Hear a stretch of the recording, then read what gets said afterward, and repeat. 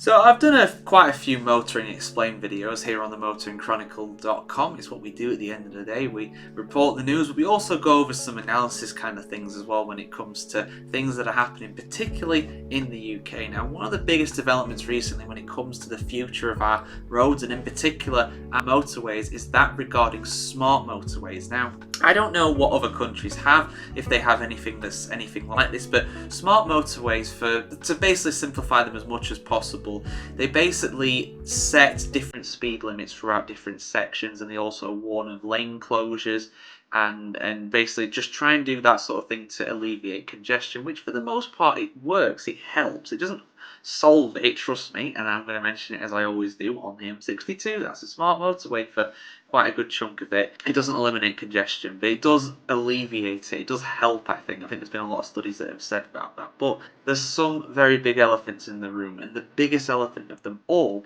is the hard shoulder. Now, for those that don't know, the hard shoulder in the UK is basically, let's say you've got a 3-lane motorway on either side. There'll be a 4th lane on there as well that's known as the hard shoulder, which traditionally in the past was only ever used in the event of a breakdown. So you'd go on the hard shoulder if you've got a puncture or what. Like it happened to me once on the was it the M1 or the A1, one of the two? I'm pretty sure it was the M1 actually, where I had a puncture and I had to go all the way across to go and get it changed and everything like that. But I did it on the hard shoulder, which was fine. That's what the hard shoulder's for at the end of the day. But in their infinite wisdom, the United Kingdom government, as they always seem to do, tried to take a good thing and make it terrible. And that being the hard shoulder really when it comes to these smart motorways, because when the traffic gets really bad, the smart motorways will sometimes tell you to use the hard shoulder lane as an additional lane to alleviate traffic. Which now, I don't know if you've ever travelled at 70 miles an hour in a car been driving. It's pretty quick. If you've ever stood by the side of a motorway and watched traffic go by at that kind of speed, it's rapid. It's really fast.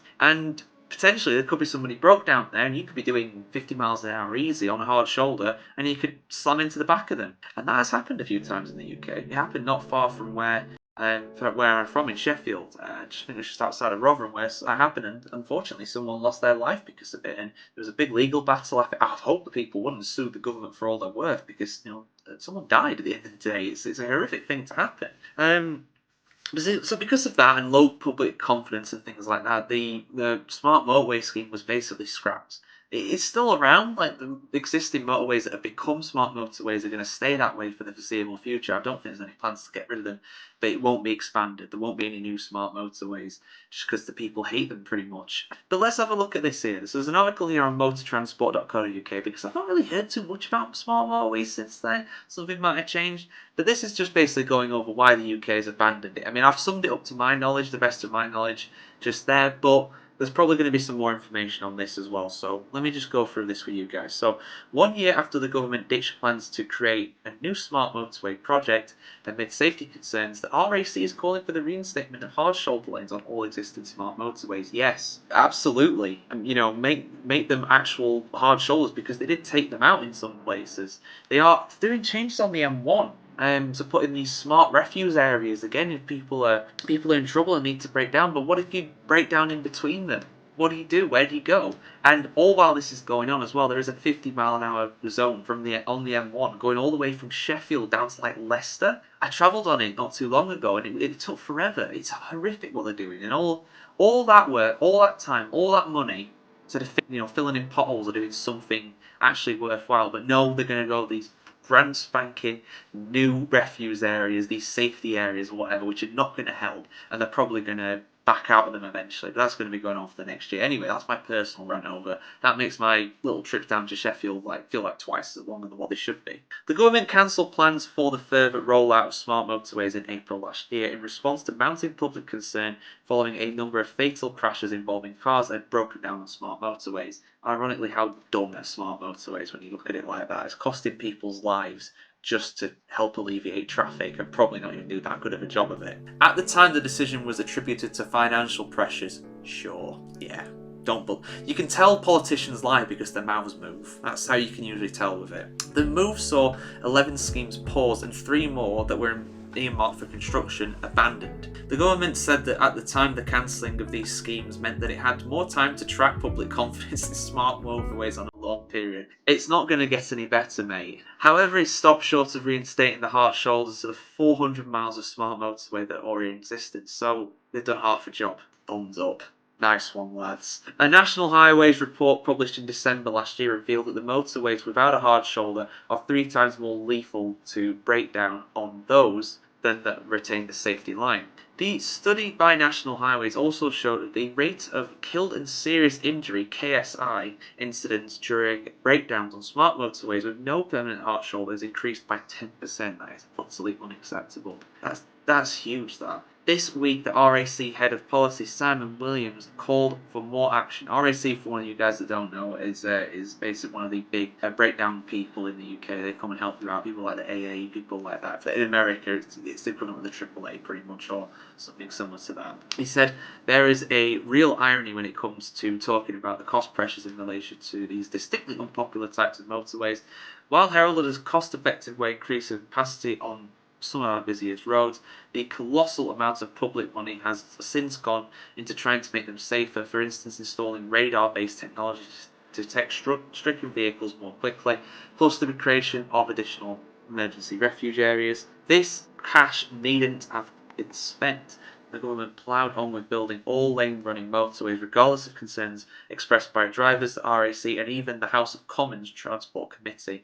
We continue to believe that the government should either convert all existing all-lane running smart motorways to dynamic ones, where the hard shoulder is only open to traffic during busy periods, or repaint the white lines and reintroduce a permanent hard shoulder on these roads. In either case, queue-busting technology such as variable speed limits could remain to help ensure traffic flows as smoothly as possible. I'm fine with that. The variable speed limit is fine, but the hard shoulder thing should go. You should only use the hard shoulder if you're breaking down or in need of something. That's it. Only to be used in an emergency. In either case, sorry, already read that. A Department for Transport spokesperson said, while smart motorways are statistically among the safest routes on our network. Are you joking? Are you kidding me? Seriously? That's a lie. I'm sorry, that's an outright lie. It has to be. We recognise the need for public to feel safe when driving and have cancelled plans for an all-new smart motorway network schemes. We're also investing £900 million to make improvements on existing smart motorways, including building more emergency areas on these roads. Yeah, I know all about them things. Goodness me. £900 million.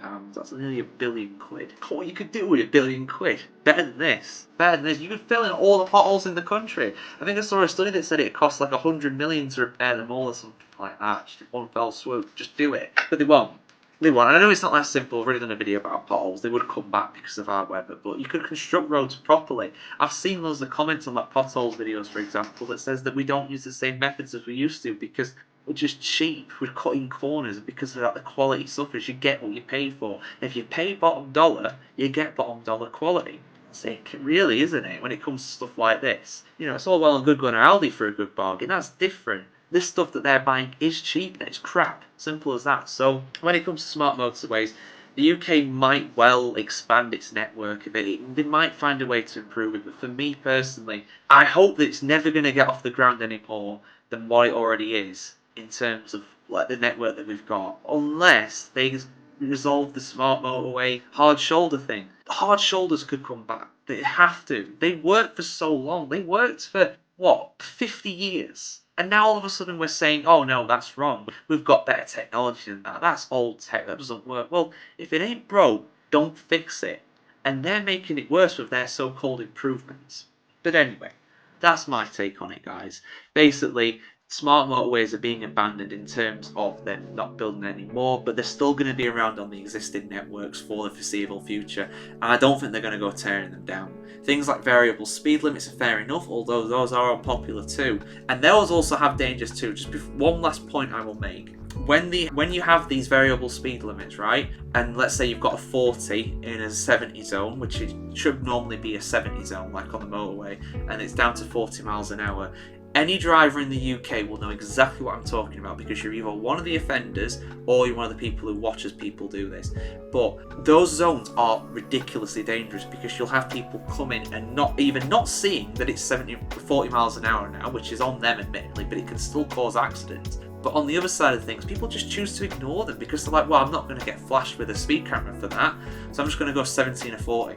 I see it all the time, to the point where I feel like I'm in danger for doing the speed limit. I feel like I am, I feel like I'm an old man going 15 miles an hour in a 40 zone or something like that. But no, I'm just doing 40 in a 40, which is what you should do. But of course, when people are speeding up behind you, it's scary. The closing speed is massive. And I'll be shocked if there's not loads of accidents like that, because I'll tell you what, I've had some close calls with that. It's terrifying when that happens. So, smart motorways, expensive, unpopular, but apart from that, they're great. Oh yeah, sorry, they're deadly as well. People pass away because of incidents on them. But apart from that, they're great, they do their job. Fantastic. Alright, for much more motoring news and explained videos like this, keep it tuned right here to themotoringchronicle.com. Like, share, comment, subscribe, ring the bell as well. And we'll see you very soon, guys. Have a good one.